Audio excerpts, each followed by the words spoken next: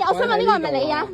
係啊。係你嘅時候，咁點解你會覺得你可以去解釋就因為法律嘅原因，跟住然之後同佢影相咧？咁你今日嚟6·4集會嘅目的係啲咩咧？因為我參加呢個係你可以代表點咧？參加國安。喂，呢個咧係國安法底下咧講國安教育日，然之後轄下講緊係推廣呢樣嘢。你係首屆嘅喎，畢業生好叻仔嘅喎。咁你唔覺得呢個代表咗有好大嘅事？我唔代表有份推廣。咁你支唔支持國安法啊？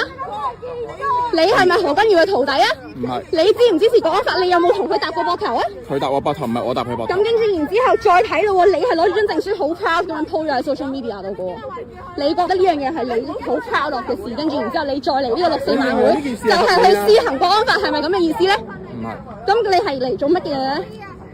幾多年㗎呢個？呢個係2022年而家幾多年啊？2022只係過咗3年，6·4過咗36年啦。最主要咧，我想知嘅就係你今日係嚟做咩，或者你今次翻嚟澳洲，你今次翻嚟澳洲咧，咁你係咪有任務喺身嘅咧？你冇任務喺身嘅時候，咁點解你呢個國安導師嘅身份又會存在咧？咁其實你當中喺國安法嘅參與係有幾多咧？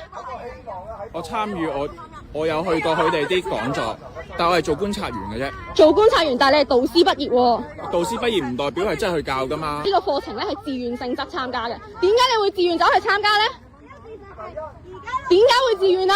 係因為你想支持國安法，你想維護國安法嘛？咁今日你喺度係做緊啲咩啊？咪就係施行國安法咯。咁你本身有咁多證據確鑿嘅時候，點解你覺得你可以去抵賴咧？有幾多證據？你用一張相去做，叫好多證據。2張喎，而家直情係寫住國安法中心2022年嘅相。係啊，即係你覺得如果係咁樣講嘅話咧，李家超做完總統，跟住而家唔使做啦，咁樣佢都冇問題啦。咁林鄭月娥嗰時冇撤除過，冇講過話咩暫緩咩，冇實行過任何國安法嘅嘢啦。咁如果你咁樣嘅講嘅時候，咁冇人需要 protest 佢哋啦。根本中共冇殺過人啦，幾廿年前噶啦嘛嗰樣嘢，係咪咁多年前之後就冇嘢啊？係咪咁多年前之後你就唔使追究？我唔知佢哋發生咩事。我哋而家咧就想知道你哋係嚟做乜嘢，或者今次翻嚟澳洲係做乜嘢？點解你2022年翻到香港，跟住然之後有呢個畢業典禮進行過，跟住然之後你再企喺我面前同我講話，你係嚟參與6·4晚會係悼念死者，你羞唔羞恥啊？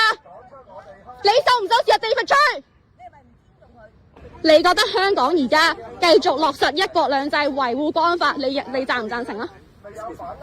你贊唔贊成國安法繼續實施維護香港1國2制嘅法治？答我1、2、3。部分同意。部分同意。喂，呢個你同其他嗰啲間諜嘅答案係一樣嘅喎。咁如果係咁樣嘅時候，咁你不如解釋下到部分同意嘅原因係啲咩？係你揾唔到個答案啦？你而家熬緊底啊？定係你係究竟諗緊啲乜嘢咧？因為我咁短時間，我同你解釋唔到咁多嘢㗎，我要真係解釋幾個鐘啦。咁頭先講到咧，就係咧，你話咧，你嚟呢個6·4集會，但係你亦都有呢個國安法嘅背景咧，個原因咧就係因為你部分支持呢一個1國2制嘅，仲係。咁其實國安法你覺得應唔應該守護咧？喺你呢個身位而家？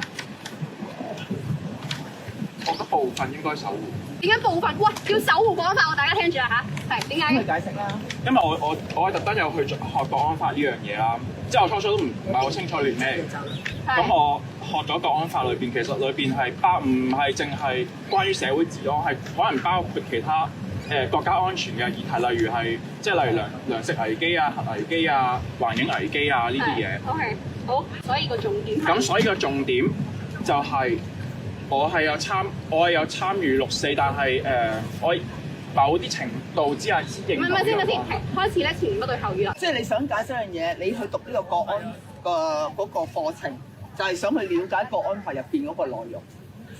一部分係唔好一部分 yes or no。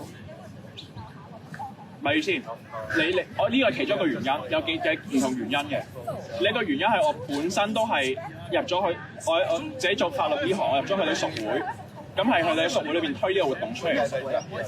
何君堯嗰個香港好多香港律師好多。唔係咯，唔係香港律師會，國際法律公益服務協會。你上網睇下，參加者全部都係自願嘅，即係個人意願去學國安法。我同埋請問你啦，你同唔同意香港係一個國家咧？定係你認為國安法係唔係淨係適用於喺香港咧？學國安法中國啦，你都可以話係我工作需要之一嚟。你工作需要啲咩先？你嘅工作係咩先？咁如果我做法律嘅，海洋危機。你錯，我做法律嘅。係跟住咧？我有呢個 title，做嘢上嚟，我會方便好多。咁你話喺香港做律師啊？方便執法。嚇？你係咪喺香港我做律師啊？之前喺香港做法律界嘅。咁你而家係唔係啊？我而家唔係。係。咁但係你喺澳洲嗰度做嘅。頭先講話方便去幫你做嘢，咁即係方便執法，跟住而執法係執緊啲咩法咧？方便你喺澳洲執行國安法？唔一定啊。唔一定。我唔一定真係有機會啦。 OK。